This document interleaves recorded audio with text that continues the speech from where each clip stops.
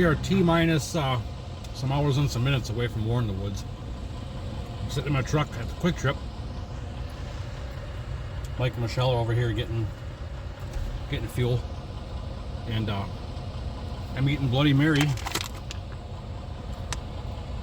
beef jerky because it's Wisconsin. That's what I do. I'm pretty excited to get to this race. We're still probably about 5.5 hours out, but we'll get in the area, and then we're just gonna crash, sleep in the RV, get up in the morning, and finish the last little bit and to get to the track. Gates open at 9. Apparently pits and parking and everything's kind of a mess already, so we'll see how that goes. I don't know where I'm gonna end up pitting. I know that I'm gonna be pitted next to my buddies, so I can hang out with Louie too while we're over here. But should be a good trip. I'll keep you guys updated on anything that happens on the way there, or any cool stuff I see.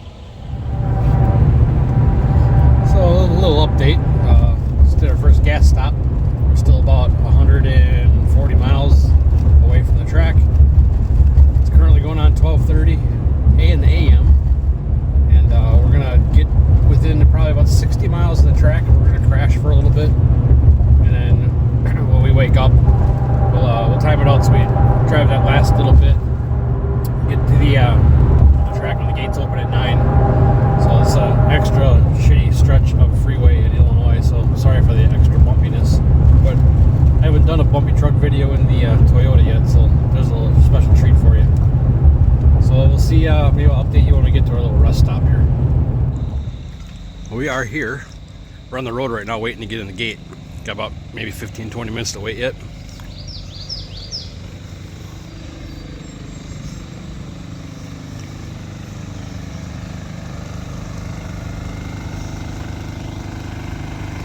That probably looks familiar to a lot of people. So I'm heading back to the truck. Just kind of scoping out the property a little bit from what I can see from the road. My most favorite part of this trip so far, though, is I just got a compliment on my cooler. I don't think you guys have seen my cooler. So, you know, I'm kind of nostalgia, old school kind of guy. Check this out. My near mint condition 1960s Sears cooler. I love this thing. It's awesome. This is a friend of my mom's friend's kind of thing. Gave it to me. I love this old stuff. Check that out. This thing is styling. I already got one compliment on it already. I'm not even in the track. We are in, and what a zoo. The track's down over there. The pits are just, this whole area here is roped off, I think, for car parking or spectators or something. But pits are just packed.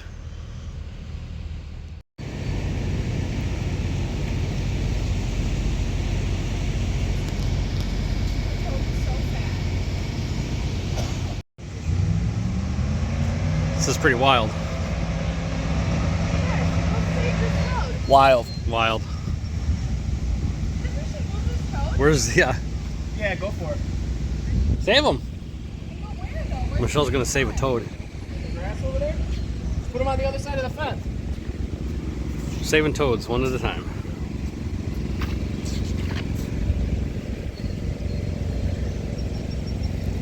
We'll use Mike for reference to stand in the middle of the lanes. You can see how wide they are. Is that a fat joke? Kinda. Mike is 1 lane wide.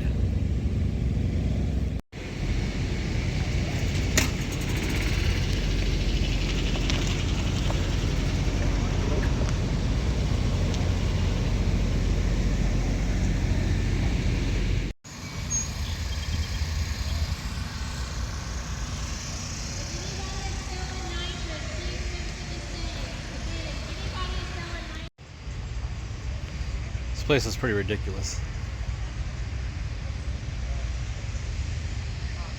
Return road kind of runs through the trees, people lined up everywhere.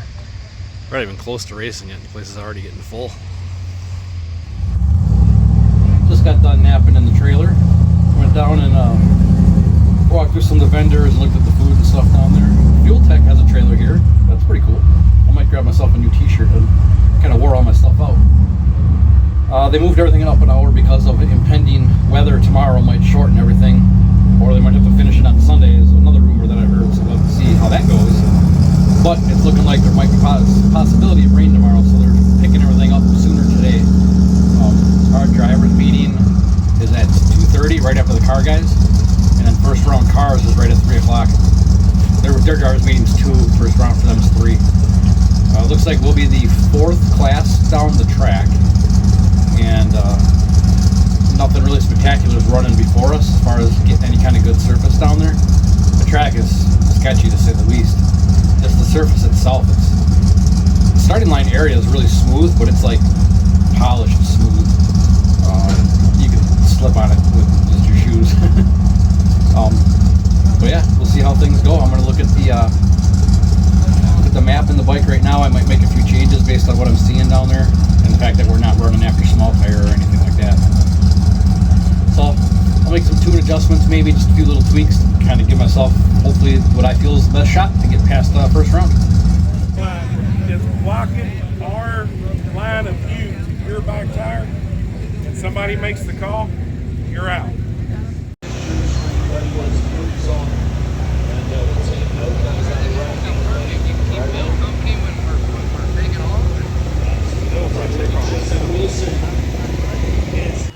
Well, it's like 7:15, and we're just now getting ready to head up for first round. I don't know how far we're going to get tonight. Tomorrow looking like it's not going to be so good. So we'll see how this whole thing pans out. But yeah, I feel good about my first round option on my tune-up I picked. So we're going to roll with it.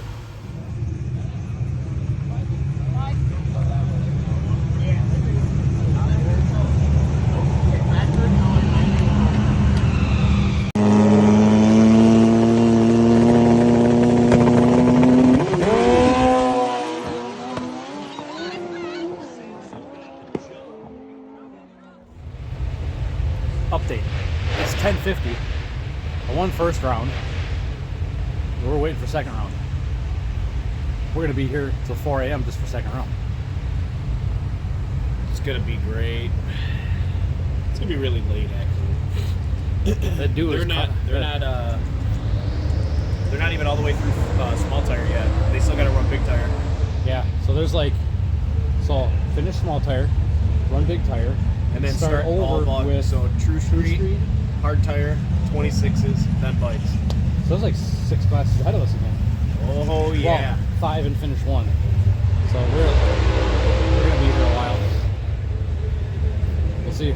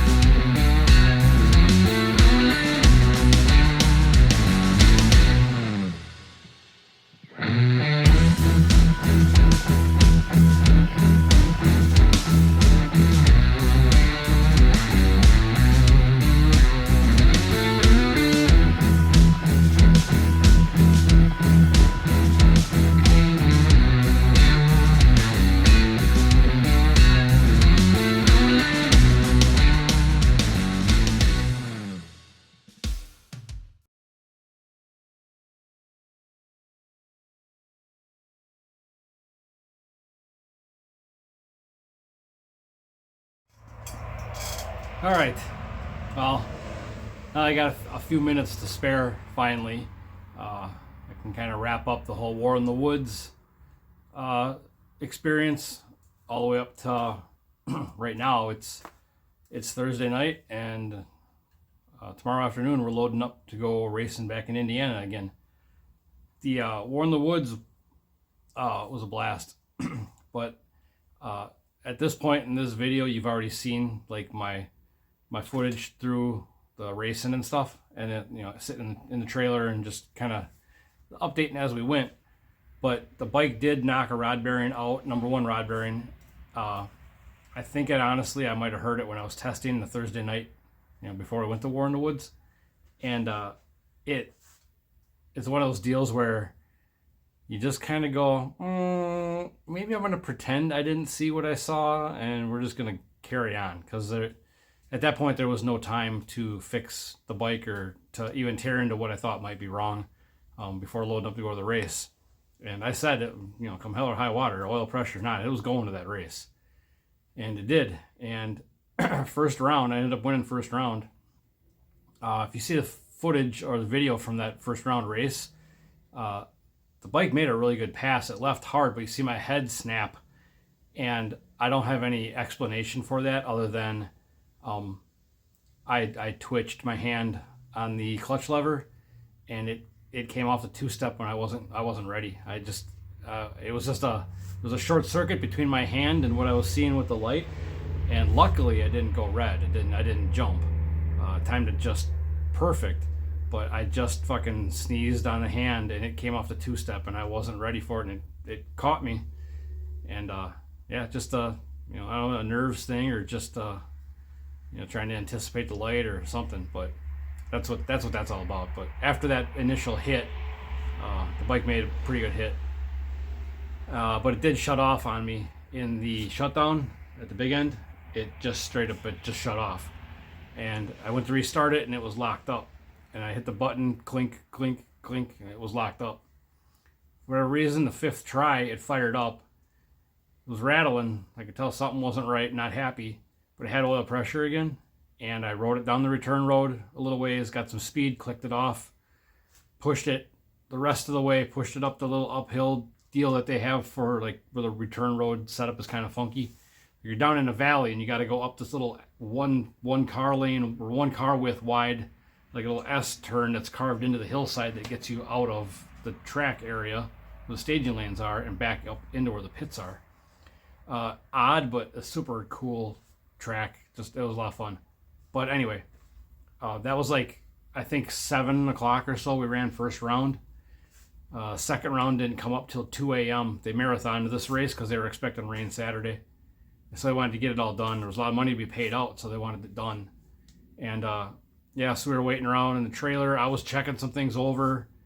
I'd fired the bike up. I did a two-step check, and it sounded fine. It had oil pressure, and then I'd try it again this next time, and it would rattle, and it would lose oil pressure.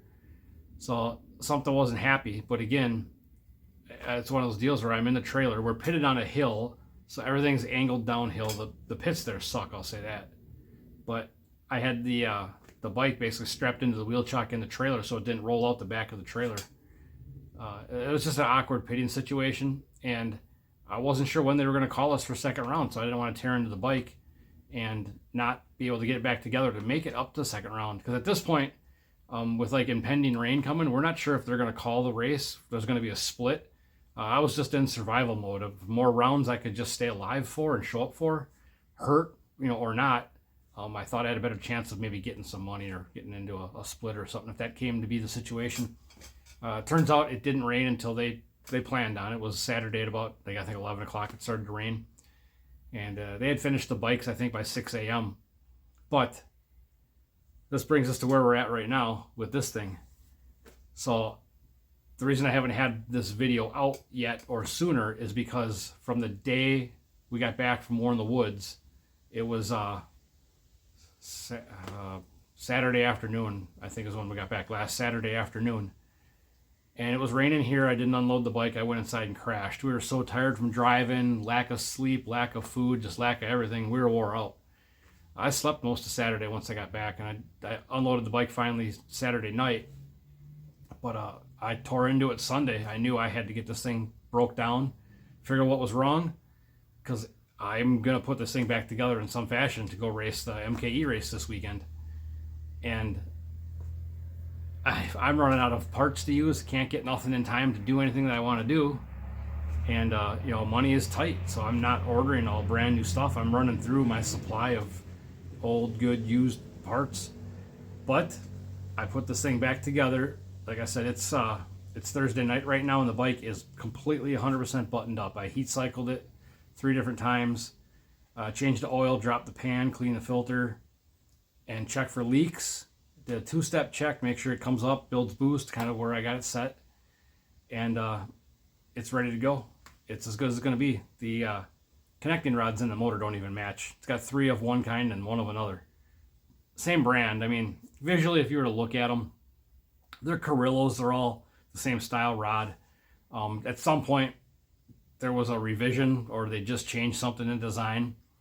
So 3 of the rod caps look one way. 1, it looks a little different. It's got a couple ribs on it, but dimensionally, it's a good rod. They're all the rods that are in there are good rods, just different looking. A little aspect of that, but they weigh the same. I weighed up big end, little end, overall, just to check, and they're all the same all the way across. So the motor don't care what's in there. I did manage to tap on the bearing, or the number 1 cylinder that lost the rod bearing. Did manage to tap 2 exhaust valves out of it, so I bent 2 exhaust valves. And I happen to have some spares left over from other sets that I've saved the good ones from. The amount of carnage I've got left over from when it was a nitrous bike is what's getting me through this whole situation as a turbo bike. But as far as why that rod bearing failed, I'm not sure. I know I put that motor back together, it was all used bearings, but all the other bearings in the motor look fine. All the mains were all good, all the other rod bearings were good. My only guess, and this is me just guessing because I don't know why just the one would have failed. It's something I think I probably overlooked because it happens. I'm not an expert at this shit.